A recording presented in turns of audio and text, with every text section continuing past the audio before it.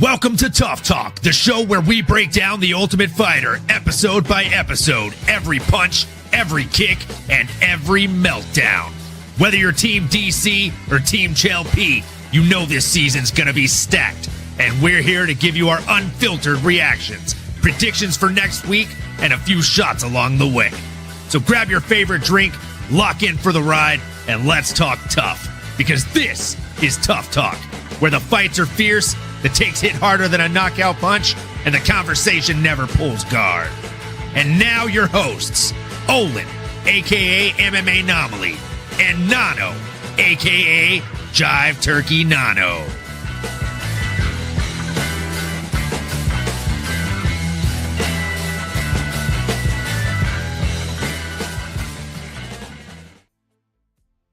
What's up, fight fans? Welcome back to the MMAnomaly Show, TUF Talk. We are back with another episode, and I can't wait to get into it. I'll be completely honest with you.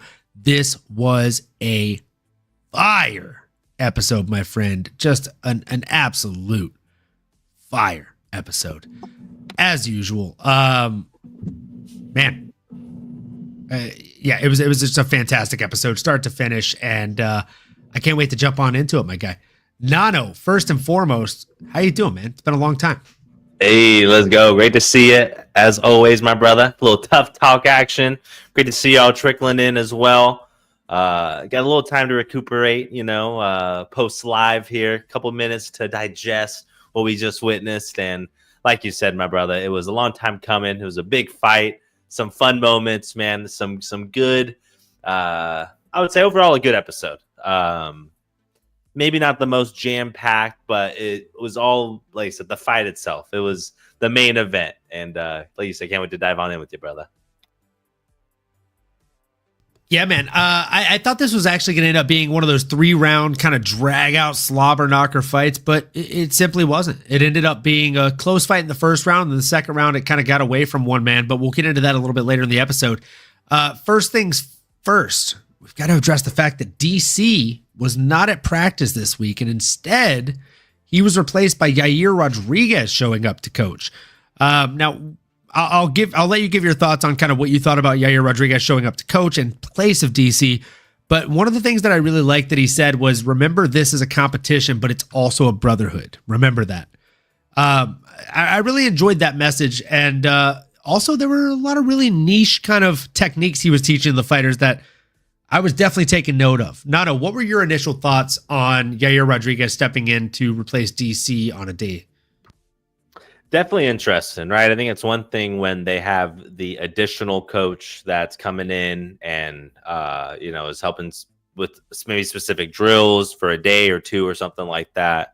And I think at one point during the episode, Chael made the joke that DC has a ton of coaches there. So maybe it's one of those things that he's just unavailable. Like, I hate to make DC sound like he's too Hollywood for us, but maybe it's one of those things. Maybe he got sick. You never know. Things happen.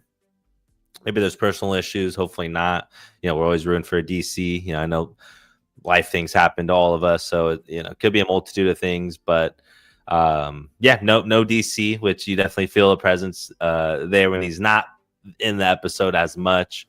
But hey, look no further than Yair Rodriguez to come in and shine a good light and to spit some freaking game, right? Give some good knowledge, good tidbits to all the fighters. I think it's one thing for us to appreciate it. I mean, every single person that has come on to me has given great advice, and like I'm walking away, 1% better and just like excited to hear fighters and athletes talk about how they compete and how they approach it, and the mental side and the different techniques and the why, right? I think that's the big thing. There's always a rhyme there's always a reason, always a rhyme to the reason. And Yair did a really great job of kind of at least even from what we saw and what he was explaining, but really, really good technique and I think one of the fighters said a master class of the elbows. He is frankly one of the best elbow throwers next to and I know you're not gonna want to hear this, but a John Jones, a Yair. I mean, there's a short list of guys that have made it famous to slice and dice. Tony Ferguson, El Kukui, Blades and Shades. Can't can't I'd be remiss not to mention him as well. But I liked it. I liked what he was saying. I liked the messaging, like you said, the brotherhood piece. You know, someone that was in a fraternity like myself, like I always like that would resonate with me. Though we are all competing and wanting all the same thing, it's like there could be multiple winners here. So might as well make some brothers along the way. And other than that, yeah, man, I mean, curious to hear your thoughts or anything else that maybe I missed or anything else that stood out to you, my bro. Yeah, man. I mean, the elbow masterclass was definitely something to behold. Like, two things that stood out to me. Every time they show that highlight reel of him knocking out Zombie in a fight that Zombie dominated for 4 rounds or 4.5 rounds, my God, does it just make me sad. It just makes me sad, man. Yeah, it just makes me sad, man. But on top of that, another thing that really stood out to me was Yair was champ. I forgot about that. It was a wild time. I know, the interim championship. I know. I forget why. I was trying to think about that as I was playing. I'm like, what happened for him to be interim? But then I do remember him like throwing the belt on the ground and like kind of wasn't happy about it.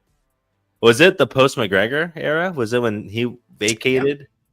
Yeah. I mean, there was no one really there, or maybe, yeah. Or that might be the case. That might have been the time. That might have been the time. But I think somebody got stripped. Was it when Volk moved up then to fight Islam? Maybe. Or before Volk? That's crazy. It was a dark time either way, man. Either way. Now, I thought he did a great job coming in and teaching people. Definitely curious as to why DC is so busy that he's not there all the time, right? What up, Lazy Bed?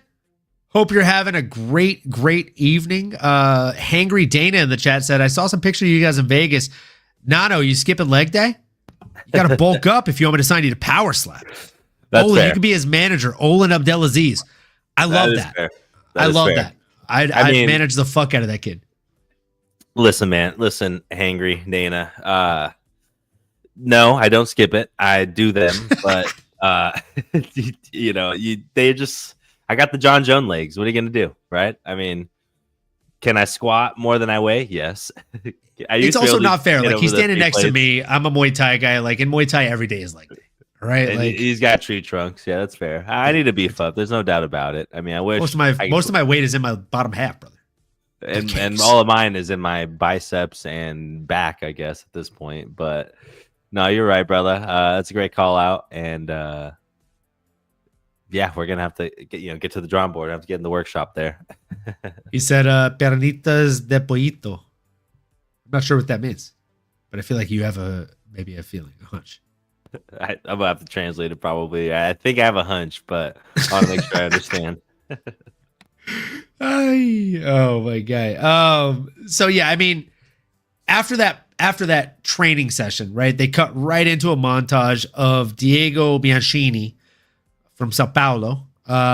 Nice house, 2 dogs, 2 cats. Mom cooks for him every day. He said himself at least 5 times that I counted, I'm a spoiled guy. He said if he tries to cook for himself, his mom's like, no, let me do it. That's a spoiled guy. He's a grown man fighting to literally be a fighter for a living. And he still lives with his parents. His parents cook for him and take care of him. They put a roof over his head. And then you've got Rodrigo from Rio de Janeiro, from the favelas, who's just from a poor family, like having to fight from the ground up for everything that he's ever known, everything he's ever had. Nano, what were your thoughts on just kind of, I guess, the character depictions in this episode? Yeah, it felt like the big narrative was around the idea of sort of the big, sort of a rags to riches kind of story here, right? It's the guy that grew up in the favelas, that is chasing his dream, that had, I think he mentioned $200 in his bank account at one point in Rodrigo, facing off against a Diego who has, I guess, maybe had an easier road in life, for lack of a better phrase. Someone that has maybe had more doors or opportunities than the average, or than like a Rodrigo, for example. I thought that was interesting. I didn't really know that about them. It's hard to tell, right? I mean, obviously, this was our time to learn about each of these fighters, and that stood out. I think that was maybe the narrative they're trying to drive home. You mentioned Rodrigo adding that as kind of the chip on his shoulder. He doesn't know my struggle. He doesn't know what I had to go through. A great way to build the chip on your shoulder, for sure. But the other big takeaway for me was, Diego training with the Fighting Nerds and those boys. That made me feel really confident, along with just his anger that he comes in there with, and a little bit of swagger, right? It felt like he kind of flipped that switch, which typically, to me, is a good thing.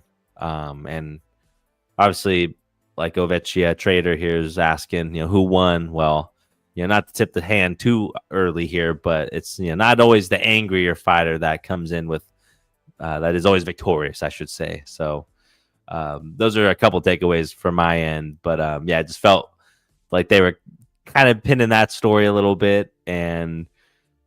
But again, I become fans of both of them. Like, it's always like the more you learn about these guys, like the more I want both of them to win, or I could see how they can find a path to victory. Like, I felt when Diego, they were going through his spiel, and then same thing with Rodrigo. Like, now I'm looking at him and hearing DC's pep talk to him, and I'm like, man, like, yeah, he actually could go out there and probably get it done as well. Like, I was really, really torn. Like, I did not feel any better. A lot of the other fights, you were kind of able to see some of the highlights and think, okay, actually, I could kind of get an idea of how this is going to go. Not going to blow smoke. I had no idea how it was going to go. So I guess that added to the excitement, to the allure of the matchup, and knowing that these guys truly hated each other, seeing some of the chirping as well, like just knowing them at the table, like, oh, you soft boy, whatever, you're short. Like, I mean, everything about it, you're almost waiting for I'm short, but I can talk. Boil over. Bad weight cut? Why can't you speak? That was big. Yeah, that was kind of a turn. Like, that was nasty. Yeah, that changed the tables a little bit for me as well. Like, yeah, everything looked good. Everything is leaning Diego, and then, hey, maybe a really bad weight cut. I mean, he's a big boy, which I thought, hey, that's fine, that he can bounce back. But man, a lot to dive into. But that was definitely my 2 cents when it comes to the lead up, man. It just really, really, I guess, 10 out of 10 to the UFC for adding some extra cheddar to this freaking matchup, man. They did a good job. It was a good one, man. And Ovechia Trader, just in case you haven't gotten the 411 here, Rodrigo Cezinado defeated Sanen's number 1 pick, Diego Bianchini, via decision. It was obviously one of the most anticipated bouts of the season, right? Cezinado and Bianchini have shared plenty of bad blood, as Nano pointed out, right, throughout the entire season. That animosity was very evident in round 1. They came at each other like bulls in a china shop. They were rushing forward, throwing bombs. And I thought, to be completely honest, right, like, Rodrigo's only downfall in that first round was when he would throw concise shots, they would land. But when he would, like, he'd muscle something up and just throw like a massive overhand, or like throw something like a crazy hard cross, he'd throw, and Diego would dip and get a takedown, or shoot for a takedown, or Diego would dip and then throw something else of his own and hit a counter shot. Once he got away from that in round 2, I mean, I felt like it was his show. It was his game. And it was very evident that Rodrigo was very, very well trained, even though he's not a fighting nerd, right? Like, that's why we were going for the other guy. We like Diego. We like the fighting nerds. But, I mean, the coaches both said right before the fight. Chell said, I'm sold on Diego being a certified tough guy. I'm sold on Diego being able to weaponize pace, right? And DC said that Rodrigo's that Diego is very wild in the striking to set up takedowns. And if Diego is forced to stand with Rodrigo, he gets knocked out or hurt. And I mean, that's exactly what it looked like, right? Like, both coaches were not wrong. One man tried to weaponize pace, and it cost him in the second round. He started to tire out. He started to gas out. He started to look slower and more weathered and just labored in there. And the other guy started to calm down in the second round versus throwing the big, heavy shots in the first round and missing big and ultimately paying for them in the first round.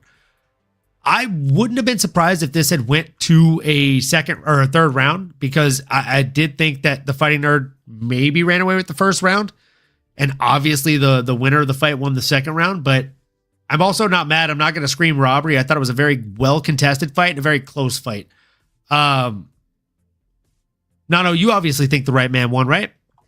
Yeah, absolutely. I mean, this fight coming in again, a lot of heat behind it, and Chael mentioned that he thought the aggression was going to be a good thing. Ovechia, Trader, I hope you're listening. We're diving into the fight itself here. Know you're curious about the winner. Yeah, man, Diego started off great and almost too much guns a-blazing, right? I mean, throwing 360, 180 roundhouse kicks, double spinning back kicks. I mean, dude pretty much emptied out the gas tank before the first lap here on this Indy 500. I mean, it was fun as hell. Like, as a fight fan, as even just a casual, you can't help but say, wow, this is entertainment. Both dudes are absolutely swinging, but it was some controlled chaos in there from Rodrigo, which was a good sign because he did end up stiffening up our boy Diego. And DC kind of mentioned it, right? I mean, he keeps his hands low. Maybe he's a little too confident in his skills, though he was immediately owning the center of the octagon. He has that presence. Again, he has that anger, that look in his eye, like he wants to hurt you. And he certainly throws everything behind his punches. But again, to his own detriment, he's sitting there falling over, out of position. I as much as I love the aggression and being willing to make it a fire fight, the reality is it's really hard to control fire. You can do your best to weather the storm and to kind of operate within it, but it's not a place you necessarily want to live and breathe in. And that's where Rodrigo was a little bit smarter, a little more calculated with his approach. He honestly, I think, let Diego I think he let him tire himself out in that first round. I think he knew, like DC said, he's going to come out strong. Going to try to get you off your game, try to get you moving forward in hopes to land his big one. But Rodrigo ended up landing the big one in my book and then really changed the tide in that second round, which I was hoping to see, again, continued violence, but it was one-sided violence by Rodrigo. Ground and pound, taking him down with good wrestling. I mean, he was a better guy, like you said, and they ended up, shaking hands. We did not need the third round. Did I think they needed it? No, I honestly thought it was definitive by that point. I mean, just look at Diego's face. I mean, dude's already bruised up, already black and blue, nose leaking, cut, and Rodrigo's sitting there happy as can be. I mean, his cauliflower is leaking, but that's not his fault. that happened maybe if he just scratches it or if he gets a mosquito bite. But yeah, man, I mean, he took care of business. He weathered the storm, and he fought the more calculated fight, which at this level, you can't just beat anyone off sheer aggression and raw skills. You got to go out there and put it all together. And Chael asked him, hey, Diego, do you want to win this fight? You got to go out there and win it. And not that he didn't want to, but he just wasn't able to overcome the mountain that was Rodrigo. That's my 2 cents, brother. Feel free to paint in the rest of the picture, man. I feel like I don't know what else. I don't know what else is on the meat to chew up here, but no, I think it's a great 2 cents, man. Yeah, I guess. Do you feel like it lived up to the expectation or to the hype? Is maybe a good way to kind of put a pin in it. So Dana said that at the end of the fight, right? Like, there's so often times where you see these fighters come in, there's all this build up, and then the fight just doesn't live up to the hype. I mean, if you cut the fight off at the end of the first round, yeah, I think it lived up to the hype. Second round, not so much. The fighting nerd kind of got deflated on the bottom position, and I feel like he just accepted position far too much. Maybe he thought he would be able to submit his opponent from there. Maybe he thought he'd be able to sweep and get top position. But either way, there was not enough urgency at all, on my opinion, from Rodrigo to get back to his feet. Or sorry, from Diego to get back to his feet once he was on his back. And that's ultimately what cost him the entire fight, right? And then, I mean, again, you talk all that shit, and then you let that happen to you in the second round. That's tough, bro. I'd rather get knocked the fuck out than that happen. But they seem to squash the beef right after the fight. They have immense respect for each other, and that's the fight game, baby. Like, you hate the guy you're going in there against. Some people actually have to make themselves hate the person they're going in there against in order to actually perform well or up to par even by their standards. So maybe this was a situation of that. Maybe it was. I don't know. But what I will tell you is the most exciting part of this entire episode, Nano, was the very end, the last 5 minutes or so, where they announced the upcoming matches for the remainder of the season for the semifinals. We have Alibi Idris coming in against Team Sonnen's Roybert Echeverria. We've got Cormier's Yair Rodriguez coming in against Team Sonnen's Joseph Morales. And then in the welterweight semifinals, we've got Cormier's Daniil Danchenko coming in against Team Sonnen's Matt Dixon. And Team Cormier's Jeff Cretin coming in against his same teams, Rodrigo Cezinado. I'll be honest with you, the two fights that I'm most excited about in this entirety are the two welterweight fights. Jeff Cretin from Team Cormier versus Rodrigo from Team Cormier. Jeff Cretin asked for the fight. He said, gun to my head, if I have to fight a teammate, give me Rodrigo. I think I beat that guy. I love the confidence, and Jeff Cretin seems like a fucking terrifying human being. He also accepted a fight against a guy that was like 7 pounds heavier than him and dominated him. So let's go, Cretin. And then, I mean, for obvious reasons, like I've already told you, Nono, I think Matt Dixon wins this season. So I'm exponentially excited for his fight against Daniil Danchenko, right? I think Sonnen's team their godsend is Matt Dixon. He's their savior. So those are my two most excited fights. I'm curious, am I standing on the island by myself here, or are you excited about the flyweight matchups? What are you thinking?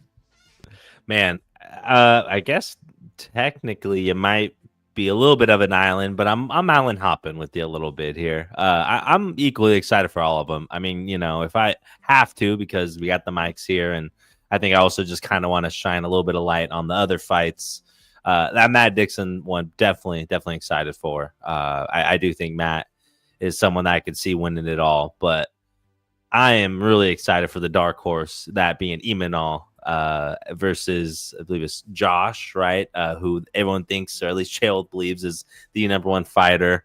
Joseph Morales, my apologies. Yeah, man, Imanol versus Joseph is going to be a hell of a fight. I feel that that little Mexicano, the way he was chirping, man, he's fired up. And if he could get through the supposed number one fighter, I think, seeing the winner of the two other semifinalists, though I do respect them both Hoybert, right, and the other homie, repping, is it Tajikistan or Kazakhstan? I think it's Kazakhstan. Alibi Idris. Kazakhstan.